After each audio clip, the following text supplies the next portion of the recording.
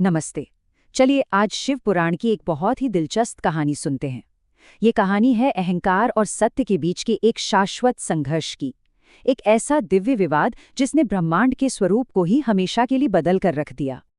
तो कभी सोचा है क्या होता है जब सृष्टि के रचयिता और पालक ही खुद ही अहंकार के जाल में फंस जाएं? बस इसी सवाल से हमारी आज की कहानी की शुरुआत होती है। हमारी कहानी शुरू होती है सृष्टि के बिल्कुल आरंभ में। जरा कल्पना कीजिए एक ऐसे समय की जब ब्रह्मांड अभी आकार ही ले रहा था और दो महाशक्तियां अपनी अपनी जगह बना रही थीं। एक तरफ थे सृष्टि के रचयिता भगवान ब्रह्मा और दूसरी तरफ थे पालक भगवान विष्णु। दोनों के बीच एक बहस छिड़ गई। और जानते हैं किस बात पर? इस बात पर कि हम दोनों में से श्रेष्ठ कौन है। ये कोई मामूली बहस नहीं थी। ये ब्रह्मांड की दो सबसे बड़ी शक्तियों के बीच वर्चस्व की लड़ाई बन गई थी। और जब लग रहा था कि उनका ये विवाद एक विनाशकारी रूप लेने वाला है, तभी एक अप्रत्याशित एक दिव्य शक्ति ने हस्तक्षेप किया और बस सब कुछ बदल गया। जरा उस पल की कल्पना कीजिए। दो देवता अपने अहंकार में पूरी तरह डूबे हुए हैं और अचानक उनके बीच शून्य से कुछ ऐसा होता है जिसकी किसी ने कल्पना भी नहीं की थी। ये कोई साधारण आग नहीं थी। ये एक ऐसा प्रकाश स्तंभ था जिसका ना कोई आदि था ना कोई अंत। वो आकाश और पाताल को भेदता हुआ अनंत तक फैला हुआ था और उसकी चमक से पूरा का पूरा ब्रह्मांड जगमगा उठा था। और फिर उस अग्नि स्तंभ से एक दिव्य वाणी गूंजी जिसने एक सीधी सी चुनौती पेश की। श्रेष्ठता का फैसला बल से नहीं होगा, बल्कि इस अनंत स्तंभ के रहस्य को सुलझाने से होगा। खेल के नियम अब तय हो चुके थे। तो भाई, चुनौती स्वीकार कर ली गई थी। दोनों देवताओं ने इस दिव्य पहेली को सुलझाने के लिए अपनी अपनी यात्रा शुरू की। लेकिन शायद वो ये नहीं जानते थे कि ये कोई साधारण खोज नहीं होने वाली थी। दोनों ने अपनी अपनी स्ट्रैटेजी अपनाई। भगवान विष्णु ने एक विशाल वराह यानी जंगली सुअर का रूप धारण किया और स्तंभ की जड़ खोजने के लिए पाताल की गहराइयों में उतर गए। वहीं भगवान ब्रह्मा ने एक हंस का रूप लिया और शिखर की तलाश में आकाश की ऊंचाइयों की ओर उड़ चले। भगवान विष्णु ने अपनी पूरी शक्ति लगा दी। वो युगों युगों तक नीचे और नीचे और नीचे की ओर यात्रा करते रहे, लेकिन उस अग्निस्तंभ का कोई छोर, कोई आधार उन्हें नहीं मिला। तब उन्हें एहसास हुआ कि वो किसी ऐसी चीज का सामना कर रहे हैं जो उनकी समझ से परे है, जो सचमुच अनंत है। और यही कहानी का सबसे बड़ा टर्निंग पॉइंट आता है। जब दोनों देवता अपनी यात्रा से वापस लौटे तो उनके शब्दों और उनके कामों ने उनके असली चरित्र को सबके सामने ला दिया। भगवान विष्णु वापस आए और उन्होंने बड़ी ही विनम्रता से अपनी हार स्वीकार कर ली।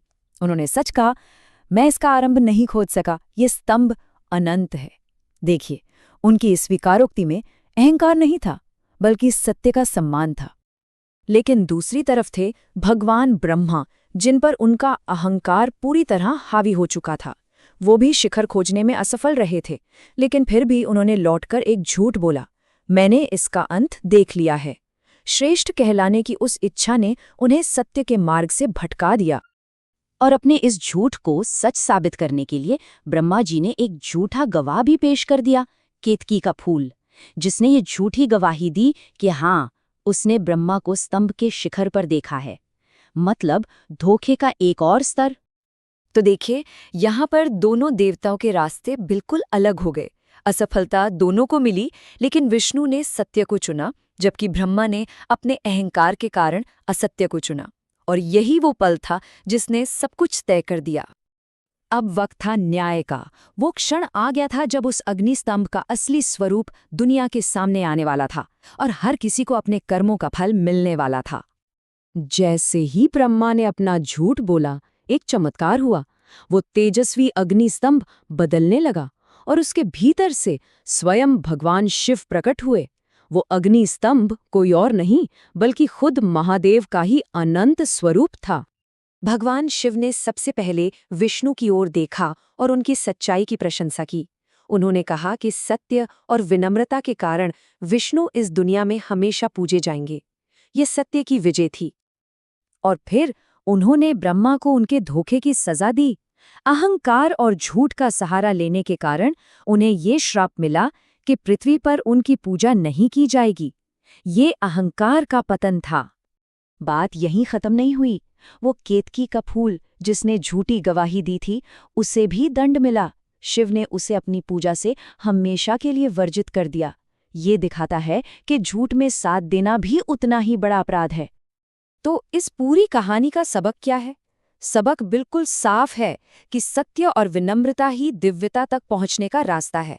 अहंकार बड़े से बड़े ज्ञानी के मन को भी भटका सकता है। और ये कहानी हमें याद दिलाती है कि परमात्मा की शक्ति अनंत है, जिसे कोई माप नहीं सकता। और आखिर में ये कहानी हमें एक बहुत ही गहरे सवाल के साथ छोड़ जाती है।